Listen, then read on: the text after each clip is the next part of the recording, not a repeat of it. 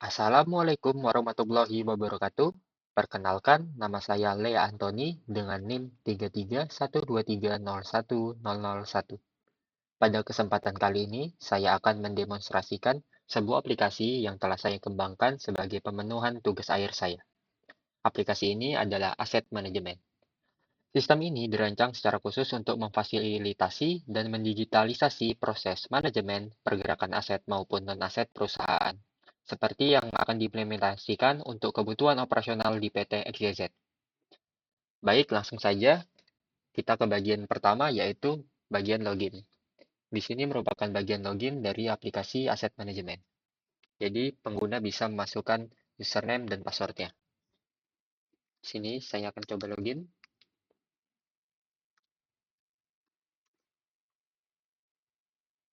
Baik, setelah login, pengguna akan dibawa ke halaman dashboard. Di halaman dashboard, pengguna dapat melihat rangkuman dari aset, get pass atau transfer, dan juga ada dashboard untuk non-aset. Di sini saya sebagai level requester. Di sini bisa melihat aset list. Pada halaman ini, user bisa melihat semua aset yang ada di database. Baik, selanjutnya adalah aset transfer. Baik, aset transfer merupakan halaman get pass. Jadi di sini pengguna bisa membuat sebuah formulir GetPass untuk mentransfer aset. Di sini ada beberapa kategori, ada transfer to vendor, repair to vendor, dan FA sales without dismantling. Kita akan coba untuk repair to vendor. Di sini ada beberapa kolom yang harus diisi, dan pengguna bisa memilih aset. Contohnya, oke, di sini bisa memilih gambar. Oke, setelah dipilih, aset akan langsung masuk ke dalam tabel. Lalu, setelah itu, pengguna bisa memilih vendor. Di sini untuk vendor, ada vendor yang dari Batam, jadi pengguna langsung mengisi security guard, vehicle number, driver name, atau remark, ataupun jika di luar Batam, karena ada peraturan tertentu, jadi ada alur tambahan, yaitu proforma. Misalnya kita ke Singapura. Nah, jika pengguna memilih vendor di luar Batam, akan muncul form performa. Baik, saya akan mengisi terlebih dahulu.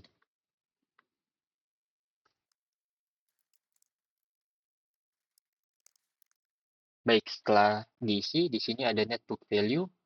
Jadi ini merupakan hasil total dari aset yang dipilih. Misal saya pilih aset lagi, net book value-nya akan bertambah sesuai harga dari aset tersebut. Baik, di sini ada kolom-kolom yang wajib diisi, saya akan isi semua.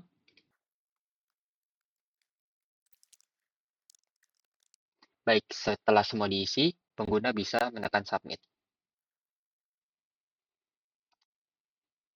Oke, setelah tersubmit, di sini langsung ada request yang baru saja dibuat. Pengguna bisa melihat detail get pass-nya,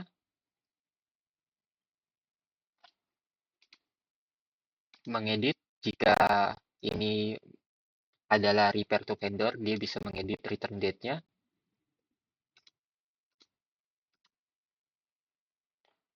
dan juga bisa meng-cancel selagi belum di-approve. Lalu, pengguna juga akan mengirim email kepada approver, seperti yang ada di sini, jadi dia akan mengirim ke manajer dia. Berikut ini adalah contoh emailnya. Baik, ini adalah contoh email yang akan dikirim secara otomatis setelah pengguna membuat sebuah getpass atau transfer aset baru. Selanjutnya kita akan ke bagian approver. Baik, sekarang saya sudah login sebagai approver. Di sini untuk halaman awalnya sama, ada dashboard. Lalu di sini ada tambahan transfer approval list. Jadi di sini approver bisa melihat get pass atau transfer aset yang tadi dibuat oleh requestor sesuai uh, manajernya. Jadi di sini kebetulan saya adalah manajer saya sendiri. Sini akan saya coba approve. Oke, setelah di approve akan langsung berubah menjadi ke approver selanjutnya. Jadi setiap tindakan yang dilakukan user akan mengirimkan email sebagai pemberitahuan kepada approver selanjutnya maupun tindakan selanjutnya yang harus dilakukan. Baik, selanjutnya saya akan menunjukkan bagaimana proses delegasi wewenang. Jadi di sini bisa dilihat tadi kan approver selanjutnya adalah Linda Chen. Di sini saya akan buka user management karena saya admin, jadi saya bisa membuka halaman ini. Yang bisa membuka halaman ini hanyalah admin dan juga finance. Baik, bisa dilihat di sini setiap approver akan ada tombol tambahan, jadi user atau finance nantinya bisa menambahkan delegasi kepada seorang approver. Jadi, misalnya jika seorang approver berhalangan, bisa diwakilkan oleh approver lain. Di sini saya coba ke saya. Oke, kita coba lagi buka transfer approval list. Baik, di sini langsung muncul dengan approval yang masih di Linda Chen. Coba saya approve. Oke, di sini dapat dilihat ada penjelasan bahwa yang approve adalah saya.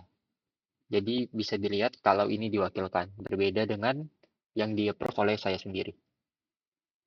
Oke, kita lanjut sampai approval plan head. Oke, setelah approval plan head selesai, karena ini adalah keluar Batam, jadi dia akan membutuhkan proforma dokumen yang akan diisi oleh finance. Baik, saya di sini sudah login sebagai finance.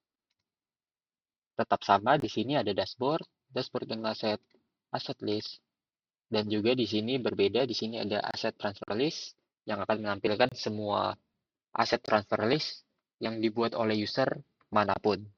Di sini finance bisa mengelola dan melihat serta memantau jalannya aset transfer yang ada di aplikasi ini.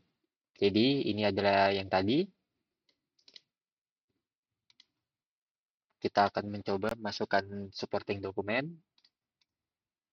Misalnya, oke, complete.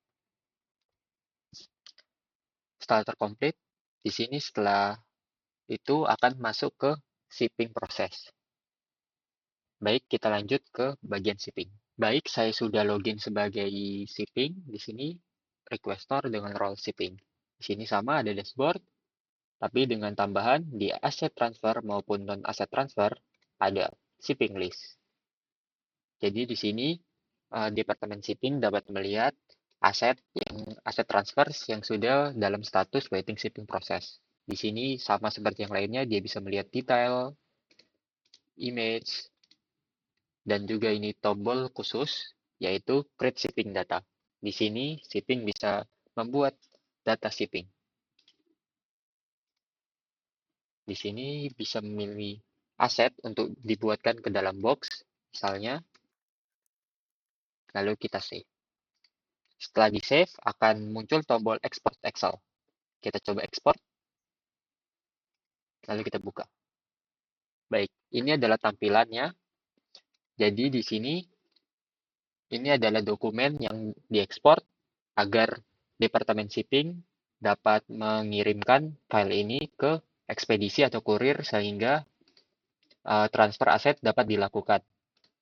Di sini terdapat rangkuman dari semua yang diisi oleh user, mulai dari di sini ada alamat, di sini ada attention to-nya, proforma number-nya, ada shipment, di sini ada satu box dan dua item yang kita pilih tadi, shipment date, shipment type, currency, freight term, dan sebagainya yang sudah terbuat otomatis. Baik, selanjutnya setelah itu, setelah Departemen Shipping mengirimkan ke ekspedisi, mereka bisa mendapatkan nomor resi atau airway bill, dan bisa diisi di sini. Setelah itu di save, lalu bisa disubmit untuk menyelesaikan proses shipping. Setelah shipping selesai, di sini akan lanjut untuk menunggu untuk PEB dokumen yang akan dilakukan oleh finance. Baik, saya sudah di bagian finance lagi. Di sini, setelah status menjadi waiting PEB dokumen, finance bisa memasukkan file lagi. Di sini contohnya. Oke, setelah itu submit. Oke, setelah disubmit, akan berubah statusnya menjadi transfer. Jadi, proses transfer ini akan menunggu user untuk mengkonfirmasi apakah asetnya sudah ditransfer atau belum. Kita akan lanjut ke bagian requester. Baik, di sini sudah ada di bagian requester lagi. Jadi, request yang tadi kita buat, ada tombol di sini untuk mengupload foto aset setelah ditransfer. Jadi, lebih yakin. Di sini oke. Lanjut, foto selanjutnya. Ketika user sudah mengupload semuanya, akan langsung mengubah status menjadi menunggu konfirmasi dari manajernya. Kita lanjut lagi ke bagian approver. Baik, sudah di menu approver lagi. Di sini approver bisa mengkonfirmasi. Oke, setelah itu akan jadi statusnya akan berubah menjadi waiting confirmation by finance. Kita lanjut ke bagian finance. Baik, setelah dikonfirmasi oleh approver tadi, akan muncul di bagian finance dengan status waiting confirmation by FinSS. Oke, di sini saya coba approve. Oke, sudah di-approve. Dan sekarang bisa dilihat di sini bahwa aset sudah berhasil terkomplit untuk ditransfer. Seperti yang saya katakan tadi, setiap tindakan yang dilakukan user atau requestor, approver, finance, dan shipping akan mengirimkan email secara otomatis sebagai pemberitahuan ataupun alert kepada yang bersangkutan. Selanjutnya, saya akan menunjukkan bagaimana dengan yang kategorinya adalah FA Sales, dismantling untuk vendor maupun employee. Jadi di sini bedanya setelah di-approve oleh plan head akan berubah statusnya menjadi waiting invoice from finance. Jadi di sini finance bisa ke bagian invoice dan create invoice. Di sini finance bisa buat invoice-nya dengan memilih harga, misalnya ini kurang currency, invoice date, quotation file, dan submit. Setelah disubmit, akan masuk ke bagian invoice approval list. Di sini yang approve adalah manager finance, tapi untuk kebutuhan demonstrasi di sini saya akan mencoba approve. Di sini bisa melihat filenya dan juga harga yang telah ditetapkan di create invoice tadi. Kita coba approve. Oke. Jadi setelah di-approve tadi akan sama, ada email. Bedanya di sini karena ini adalah penjualan, email ini akan dikirimkan juga ke vendor atau employee terkait. Di sini saya mengirimkan ke diri saya sendiri dan juga ada invoice-nya di sini. Jadi vendor atau employee bisa langsung melihat segala detail dan juga total biaya yang harus dibayar serta informasi bank. Setelah dibayar, Departemen Finance bisa langsung mengupload buktinya, lalu request tersebut akan langsung menjadi transfer sama seperti sebelumnya. Baik, selanjutnya ada bagian untuk form non-aset transfer. Di sini sama seperti untuk aset, tapi bedanya kategorinya hanya dua. Dan bedanya kalau di aset, User bisa langsung memilih aset yang ada di aplikasi. Kalau untuk non-aset, karena ini adalah barang yang belum tercatat di sistem, jadi user harus menginput manual mulai dari PO number hingga harganya. Contohnya, oke, untuk bagian lainnya sama persis. Di sini ada vendor yang jika dipilih Batam, akan langsung saja mengisi security guard hingga remark, tapi jika di luar Batam, akan langsung memunculkan form performanya. Terakhir di sini saya akan menunjukkan master data vendor getPass. Jadi data vendor getPass yang tadi dipilih oleh requestor bisa dikelola oleh finance. Di sini bisa add, edit, maupun delete. Mungkin sekian dari saya. Mohon maaf bila ada salah kata. Terima kasih. Wassalamualaikum warahmatullahi wabarakatuh.